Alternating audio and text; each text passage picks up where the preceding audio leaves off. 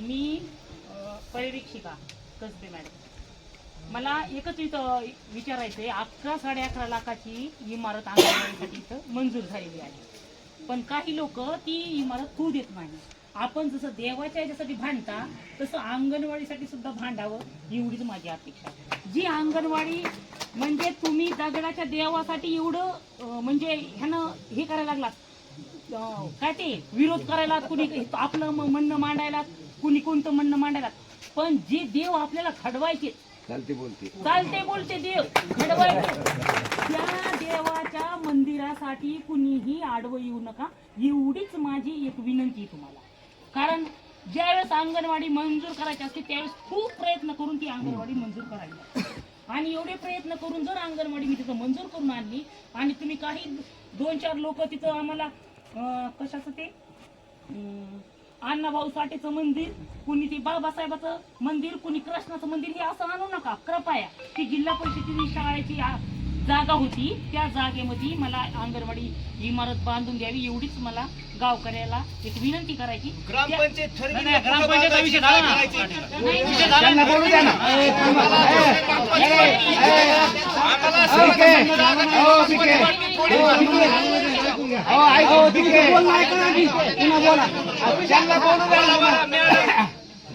त्यांना इमारत नाही झाली तरी त्यांचं काय दुःख नाही, त्याची त्यांची विनंती करायची आपण.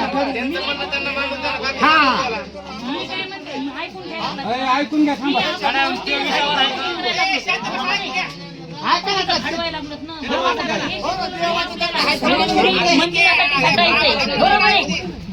काय म्हणले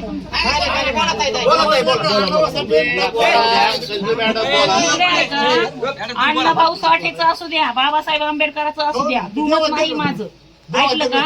पण तिथं अंगणवाडी होती ना अगोदर, अंगणवाडी होती का नव्हती तिथं? त्या जी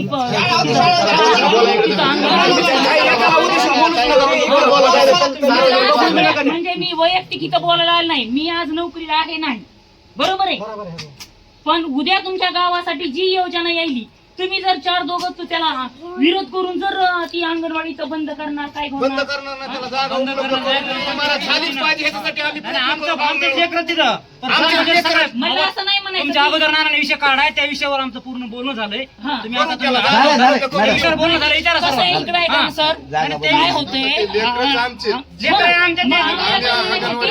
तिथंच पाहिजे असं हात हास नका करू, तिथंच पाहिजे असं हात हास नका करू.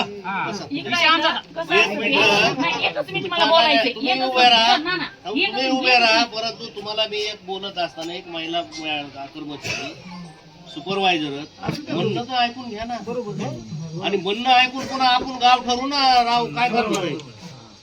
विषय झाल्यानंतर सकाळीच आपला विषय झालाय, त्यांना त्यांचं मत मांडून जाऊ दे ना, त्यांना त्यांची ड्युटी तर करू द्या. पाहिजे प्रत्येक ठिकाणी काय होतंय, अंगणवाडी बांधकामाचा विषय आला की गावठाणाच्या एकदम बाजूला तिथं चिमुकले जाऊ शकतात का ते सांगा. म्हणजे तुम्ही ज्या उद्देशानं ती अंगणवाडी तिथं बांधकाम करणार आहे तो उद्देश तर पूर्ण झाला पाहिजे की नाही, झाला पाहिजे की नाही. आता काही ठिकाणी असं होतंय, अंगणवाडीचा एखादा प्रस्ताव आला की त्याला सगळे 100 जण गावातले विरोध करणार, म्हणजे करणार. ह्याच गावाचं म्हणून नाही, मी प्रत्येक गावातलंच बघते.